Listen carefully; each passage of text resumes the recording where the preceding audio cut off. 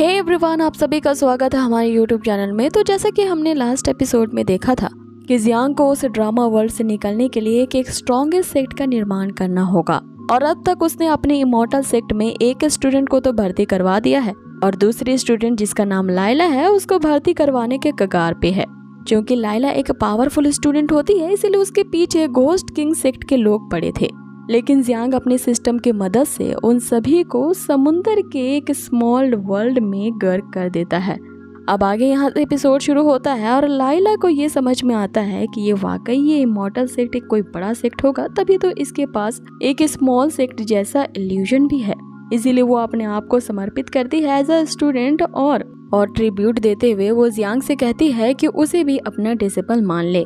लेकिन जियांग को सिस्टम बताती है कि लाइला की जो एब्सोल्यूट लॉयल्टी है वो मात्र 1% है, इसीलिए उसे कोई रिवॉर्ड नहीं मिलने वाला है। जिसपे जियांग सोचने लगता है कि इस लड़की की मैंने जान बचाई है, लगता है ये मेरे सेक्ट में टेम्परेरी रुकने का इरादा बना रही है और इसने दिल से मुझे मास्टर स्वीकार नहीं किया है, इसीलिए इसका लॉयल्टी पॉइंट 1% है। अब ये जानते हुए भी जियांग यहाँ पे डींग मारने से कहाँ रुकने वाला था। वो लाइला से कहता है कि हमारी ये जो इमॉर्टैलिटी सेक्ट है वो इतनी आसानी से डिसिपल्स को एंट्री नहीं देता, लेकिन तुम अगर अच्छे से बिहेव करोगी तो मैं तुम्हें शिष्य बनाने का सोच सकता हूँ। जिस पे लाइला उसे ये कहती है कि मैं हर हाल में मास्टर के द्वारा दिए गए इंस्ट्रक्शन को फॉलो करूंगी, चाहे वो माउंटेन की ऊंचाई पे जाना हो या समुंदर की गहराई पे जाना। लेकिन मन ही मन यहाँ जियांग सोच रहा होता है कि औरत की जबान तो काफी झूठी होती है। ये मन ही मन मुझे मास्टर तो समझ रही है, लेकिन मेरे इस सेक्ट के जर्दर हालत को देख करके यहाँ सिर्फ टेम्पोरेरी रहने का इरादा बना रही है ताकि वो उन दूसरे सेक्ट वालों से बच सके। जिस पे जियांग के उसके सिस्टम यहाँ इन्फॉर्म करती है कि लाइला की फिनिक्स स्पिरिट बॉडी है जिसे 36 घंटे के अंदर तुम्हें एक्टिवेट करवानी होगी।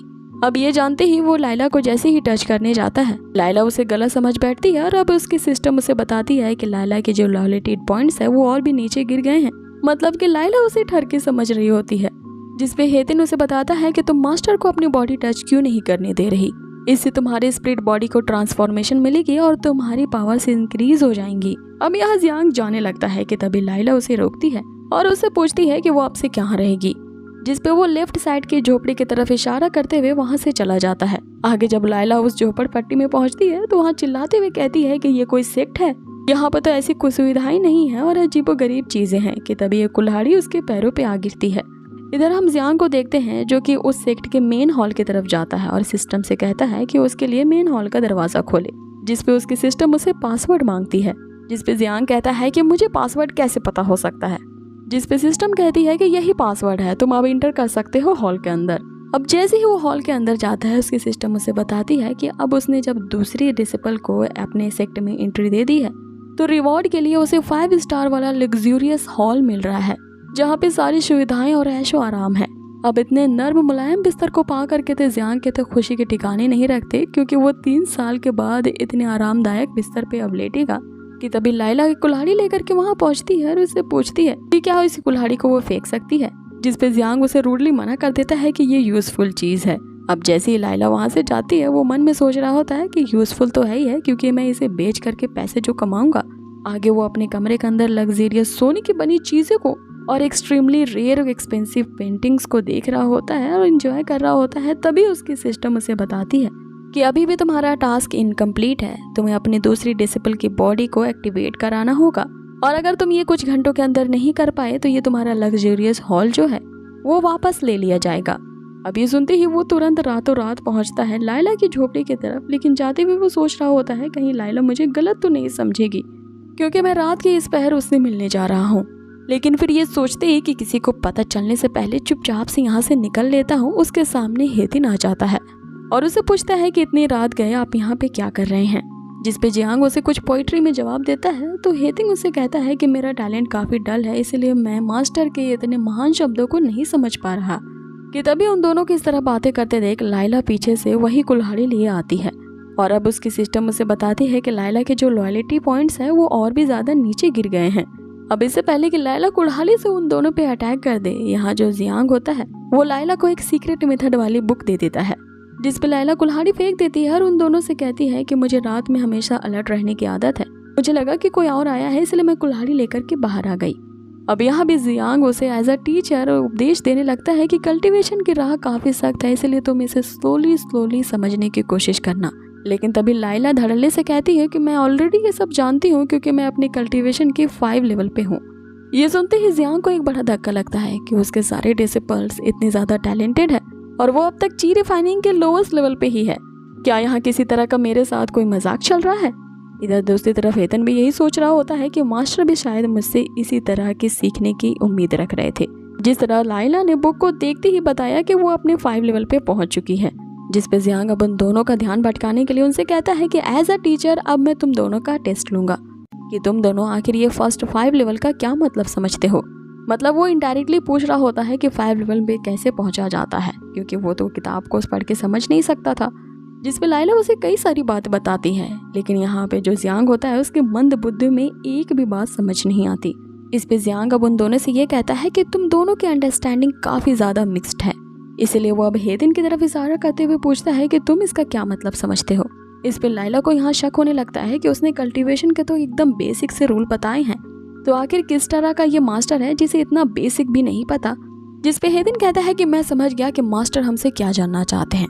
वो चाहते हैं कि हम सिंपल वे में यानी कि आसान शब्दों में हमें इसके मतलब को समझाएं। इस पे लाइला बताना शुरू करती है किसी की बॉडी में स्पिरिचुअल पावर को एक्टिवेट करना उसकी सोच पे डिपेंड करता है। वो जिस तरह के थॉट्स रखता है इसी कारण उसके बॉडी के अंदर जो मेरिडियंस है उसमें खून रेगुलेट होते हैं। अब यहाँ पे जियांग को कुछ समझ में आता है, इसलिए वो अब हेतन से पूछता है कि 5 लेवल पे ब्रेक थ्रू करने से कैसा फील होता है। अब ये सुनते ही लाइला यहाँ जियांग से पूछने लगती है कि क्या आपने कल्टीवेशन की पहले प्रैक्टिस नहीं की है? जो आपको 5th लेवल पे पहुंचने पर कैसा लगता है ये पता नहीं है। अब यहाँ पे जियांग की तो पोल खुलने से रह जाती है, इसलिए वो बात को ये कह के टाल देता है कि मैं तो तुम्हारा टीचर हूँ, ऑब्वियसली मैं तो सुप्रीम फाउंडेशन लेवल तक पहुंचा हूँ। अब हेतिन के ये बताते ही यहाँ जियांग को ये समझ में आता है कि आखिर उस बुक में क्या लिखा है कि 5th लेवल पर ब्रेक थ्रू करने के बाद हमारी बॉडी के अंदर स्पिरिचुअल पावर ज़्यादा से ज़्यादा स्ट्रॉन्गर होती जाती है, जो हमारे अगले 3rd लेवल्स को ओपन कर देता है। इसीलिए अब आगे हेतिन पूछ रहा होता है कि क्या उनके सेक्ट में कोई शॉर्ट मैनुअल नामक कोई बुक है जिसे वो पढ़ करके आगे के लेवल्स तक पहुंच जाए और तलवारबाजी भी सीख सके। इस पे जियांग तो ये सोचता है कि उसके सेक्ट में तो तलवार ही नहीं है, क्योंकि वो बहुत ज़्यादा एक्सपेंसिव आते हैं। और इस बात को टालने के लिए वो उनसे कहता है कि अभी तुम्हारे अंदर इतनी एबिलिटी नहीं है कि तुम इस शॉर्ट फाइटिंग की प्रैक्टिस कर सको। लेकिन मन ही मन ये सोच रहा होता है कि मैं तो इतना कंगला हूँ कि अपने आप को भी बेच दूंगा ना तो शॉर्ट मैनुअल खरीद के तुम्हें नहीं दे पाऊंगा। कि तभी उसकी सिस्टम उसे एक नया टास्क देती है कि अगर वो 24 घंटे के अंदर माउंटेन के पीछे जो 66 पेड़ है उन्हें कट डाउन कर दे तो उसे हेवनली शॉर्टमैनशिप की बर्निंग स्काई शॉट टेक्निक मिल सकती है।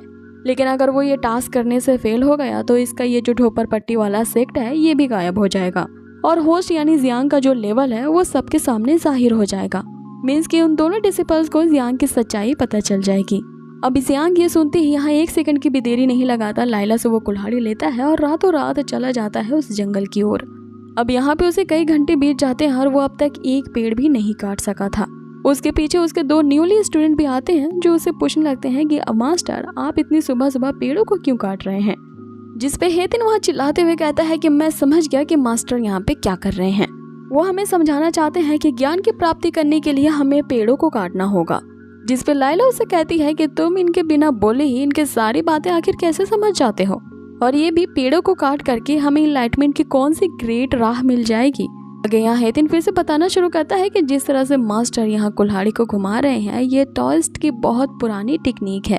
लेकिन जैसे वो ये कहता है यहाँ पे जियांग के हाथों से कुल्हाड़ी ही गिर जाती है। इस पे फिर से वो उनका ध्यान भटकाने के लिए उनसे कहता है कि एज अ टीचर जब तुम यहाँ पे आ ही गए हो तो मैं तुम्हें ये टास्क देता हूँ कि तुम्हें 1 घंटे के अंदर इन सभी 66 ट्रीज को कट डाउन करना है। जिस पे लाइला सोचने लगती है कि हमें आखिर पेड़ क्यों काटने होंगे। जिस पे हेतिन फिर से वहाँ चिल्लाते हुए कहता है कि मैं समझ गया मास्टर क्या कहना चाहते हैं। मास्टर यहाँ अपने फिजिक पे निर्भर रहते हुए हमें जिंदगी का नया लेसन सिखाना चाहते हैं। आगे वे दोनों पेड़ों के काटने के काम पे लग जाते हैं और इधर दूसरी तरफ हम देखते हैं जियांग को जो कि अपनी डिनर की तैयारी कर रहा होता है। वो एक मुर्गे को पकड़ने की जद्दोजहद कर रहा होता है और फाइनली उसे पकड़ते हुए आग जला करके उसे रोस्ट कर रहा होता है। लेकिन जैसे ही वो उसे खाने वाला होता है ये दोनों डिसिपल्स वहाँ पे पहुँचते हैं। लाइला को फिर से शक होने लगता है कि आगे जो हमारे मास्टर हैं आग जला करके इतने बेसिक तरीके से क्यों इस चिकन को रोस्ट कर रहे हैं, जबकि वो अपने हाई लेवल के मैजिक का यूज कर सकते हैं। जिस पे हेतिन फिर से चिल्लाते हुए यहाँ कहता है कि मैं समझ गया आखिर मास्टर ऐसा क्यों कर रहे हैं। लाइला उसकी तरफ देखते हुए कहती है कि तुम ये भी समझ सकते हो आगे हितुन उससे कहता है कि हमारे मास्टर इमॉर्टल तो है, लेकिन फिर भी लाइफ को एक्सपीरियंस कर रहे हैं एक मॉर्टल बंदी की तरह, जो हमें ये सिखाती है कि हमें किस तरह से हर हाल में डाउन टू अर्थ रहना चाहिए। अब जियांग भी ये बात सुनकर के अपनी बड़ाई में कहने लगता है कि अगर तुम गॉड लेवल तक पहुंचना चाहते हो तो सबसे पहले तुम्हें एक मॉर्टल बनना होगा, क्योंकि कभी कभी ऊंचाई तक पहुंचने के लिए ये अनिवार्य है कि हम नेचर से जुड़े रहें। अब इसी तरह की लंबी चौड़ी प्रवचन वो देने लगता है, जिससे हेतिन और भी ज्यादा इम्प्रेस हो जाता है और यहाँ पे कहने लगता है कि मास्टर हमें जिंदगी की नई राह और एनलाइटमेंट सिखा रहे हैं। कि तभी उसकी सिस्टम इन्फॉर्म करती है कि पेड़ों को काटने का मिशन कंप्लीट हो चुका है, इसलिए रिवॉर्ड के तौर पर उसे एक बर्निंग स्काई शॉट टेक्निक दी जाती है। अब आगे जियांग उन दोनों से कहने लगता है कि पेड़ों को काटने का काम मैंने तुम्हें फिजिकल एक्सरसाइज करने के लिए दिया था, और तुम्हारी दूसरी ट्रेनिंग अब ये शुरू होती है कि तुम्हें सब्र भी रखना होगा।